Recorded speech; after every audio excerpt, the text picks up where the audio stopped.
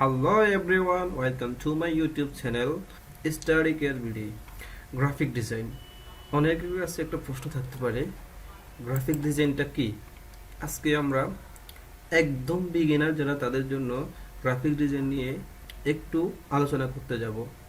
আমরা চোখে যা দেখি সেগুলোকে একটি গ্রাফিক্যালি রূপ দেওয়া হয়েছে গ্রাফিক ডিজাইন, যেগুলো আমরা প্রতিনিয়ত বিভিন্ন দোকান, শপ, বিভিন্ন প্রতিষ্ঠানের সামনে দেখে থাকি। এই যে এই কাজগুলা, এগুলা হচ্ছে গ্রাফিক ডিজাইন। আজকে থেকে আমরা step by step graphic design নিয়ে আলোচনা করব। আশা করি আপনারা আমাদের সাথেই থাকবেন। আর যারা আমাদের চ্যানেলটি সাবস্ক্রাইব করেননি, এখনই সাবস্ক্রাইব করে নিন আমাদের স্টাডি কেয়ার ভিডি।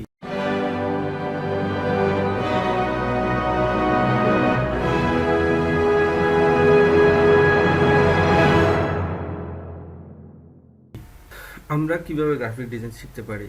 গ্রাফিক ডিজাইন শেখার জন্য আমাদেরকে দুইটা টুলস সম্পর্কে ভালো করে জানতে হবে। প্রথমটা হচ্ছে অ্যাডোব ফটোশপ, দ্বিতীয়টা হচ্ছে অ্যাডোব ইলাস্ট্রেটর। আমরা আজকে থেকে অ্যাডোব ফটোশপ এবং অ্যাডোব ইলাস্ট্রেটর নিয়ে ধারাবাহিক কিছু টিউটোরিয়াল আপনাদের সাথে শেয়ার করতে যাচ্ছি। আমি প্রথমে আলোচনা করব অ্যাডোব ফটোশপ নিয়ে। অ্যাডোব ফটোশপ হচ্ছে একটি রাস্টারাইজ সফটওয়্যার।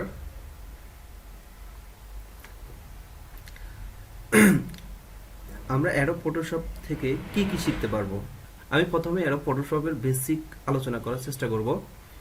তারপরে আমরা দেখব কিভাবে একটা বিজনেস কার্ড তৈরি করা যায়, flyer design, brochure design, banner design, social media banner design যেমন ইউটিউব, লিঙ্কডইন, টুইটার, ফেসবুক ইত্যাদি, poster design, web banner design,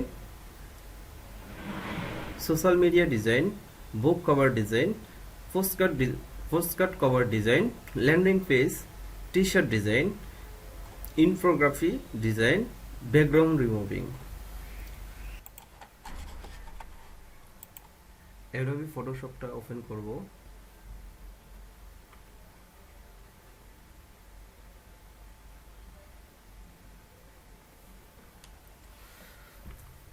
Adobe ফটোশপটি ওপেন হচ্ছে। এর মাঝখানে আমরা একটা কথা জানিয়ে রাখছি, অ্যাডোবি ফটোশপ কোন ধরনের কম্পিউটারে আপনারা সাপোর্ট করবে। অ্যাডোবি ফটোশপ সিসি, যেই ল্যাপটপ বা কম্পিউটারগুলো মিনিমাম থার্ড জেনারেশনের উপরে থাকে, 4 GB র্যাম অ্যাভেলেবেল থাকে, ওই কম্পিউটারগুলোতে আপনি অ্যাডোবি ফটোশপ চালু করতে পারেন বা ইনস্টল করতে পারেন।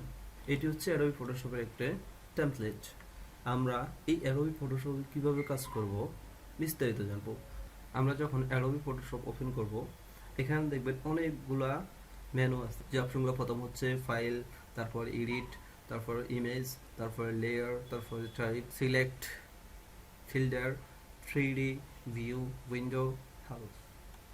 আমরা একে একে সবগুলা জানার চেষ্টা করব। আমরা যখন নতুন কোনো একটা প্রজেক্ট শুরু করব, নতুন কোনো একটা কাজ শুরু করব, তখন আমরা ফাইলে গিয়ে নিউতে দিতে হবে বা কিবোর্ড থেকে Ctrl+N ট্যাপ করতে হবে। আমরা যখন ফাইল থেকে নিউতে যাব, তখন পপ আপ উইন্ডোজ ওপেন হবে। এই পপ আপ উইন্ডোজের মধ্যে আপনার যে প্রজেক্ট আছে, প্রজেক্টের বিস্তারিত এখানে আপনি দেখতে পাবেন। প্রথম হচ্ছে আপনার প্রজেক্টের নাম, আপনি যে কাজটি করতে যাচ্ছেন এই কাজটির নাম। দ্বিতীয়ত আপনি দেখতে পাচ্ছেন ডকুমেন্ট টাইপ, এই ডকুমেন্টটা আপনি কোন ধরনের ডকুমেন্ট হবে। আমি যদি এটা ওপেন করে দেখবেন, এখানে আছে ডিফল্ট ফটোশপ সাইজ। এখানে আপনি ডিফল্ট ফটোশপ সাইজটা হচ্ছে আপনি একটা নির্ধারিত একটা তারা সাইজ দেয় তাদের মতো করে। তো আমরা যদি সেকেন্ড অপশনে যাই, দেখবেন ইউএস পেপার। ইউএস পেপারটা হচ্ছে যে আমরা যে A4 এর মতো দেখতে লেটার যে পেপারটা আছে ওই পেপারটাকে বোঝায়। তারপর ইন্টারন্যাশনাল যে পেপার সেটা হচ্ছে A4 পেপার, আমরা A4 পেপার দেখে থাকি। তারপরে হচ্ছে ফটোর জন্য একটা নির্দিষ্ট সাইজ আছে। তারপরে আমরা দেখতে পাচ্ছি ওয়েব আমরা যখন ওয়েব ডিজাইন করব, ওয়েব ডিজাইনের জন্য একটা নির্দিষ্ট সাইজ থাকে। তারপর মোবাইল অ্যাপ ডিজাইন, যখন আমরা মোবাইল অ্যাপ ডিজাইন করে থাকি তখন মোবাইল অ্যাপ ডিজাইনের জন্য একটা নির্দিষ্ট সাইজ থাকে। তারপর ফিল্ম ভিডিও বলতে এখানে বোঝাচ্ছে আমরা যখন ফিল্ম অথবা ভিডিওর জন্য কোনো পোস্টার বা কোনো থাম্বনেইল তৈরি করি তখন এখানে ডিফল্ট একটা সাইজ দেওয়া থাকে। এখানে দেখতে পাচ্ছেন আইকনোগ্রাফি, তারপর দেখতে পাচ্ছেন আর্টবোর্ড, তারপরে দেখতে পাচ্ছেন কাস্টমস হচ্ছে আমাদের মতো করে আমরা নির্দিষ্ট একটা সাইজ নিতে পারি। তো আমরা কাস্টম দিয়ে আপনাদেরকে দেখাচ্ছি। এখানে আপনি দেখতে পাচ্ছেন ওয়েট এবং হাইট দেওয়া আছে, এখানে ইঞ্চি সিলেক্ট করা আছে।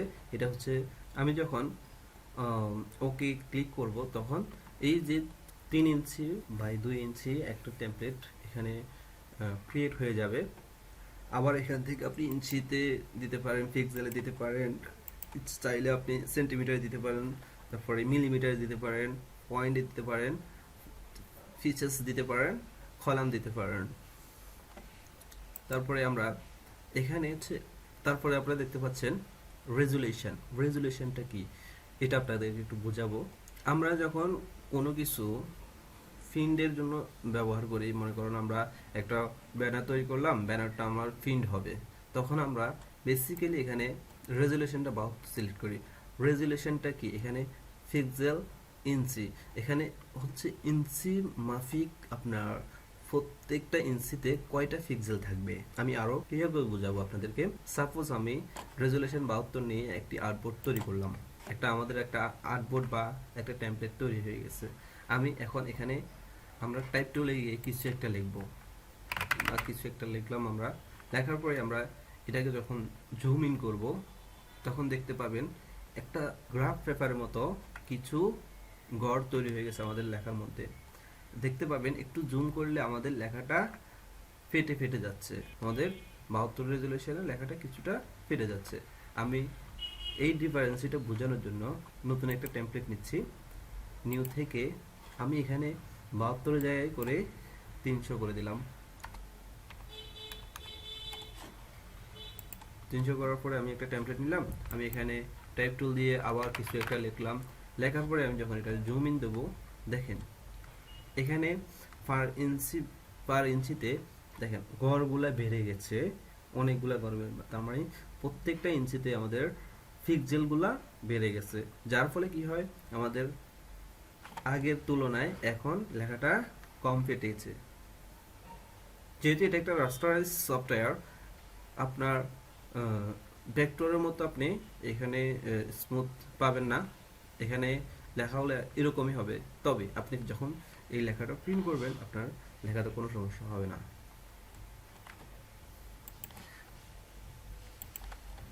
আমি এটা কেটে দিচ্ছি, এটাও কেটে দিচ্ছি।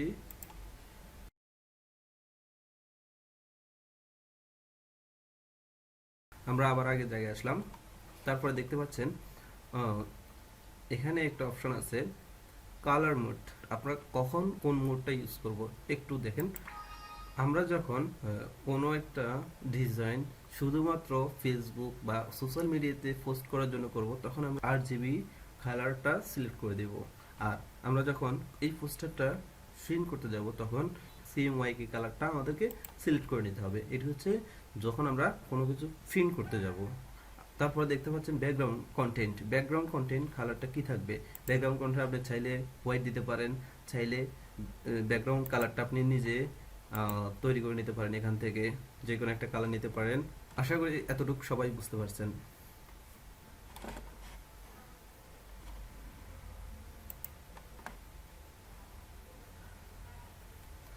আমাদের একটা টেমপ্লেট তৈরি হয়ে গেছে, যেটির মধ্যে এখন কোনো ডিজাইন করা নাই। আমরা পরবর্তী ভিডিওতে এই ফটোশপের যে টুলগুলো আছে টুলগুলো নিয়ে বিস্তারিত আলোচনা করব।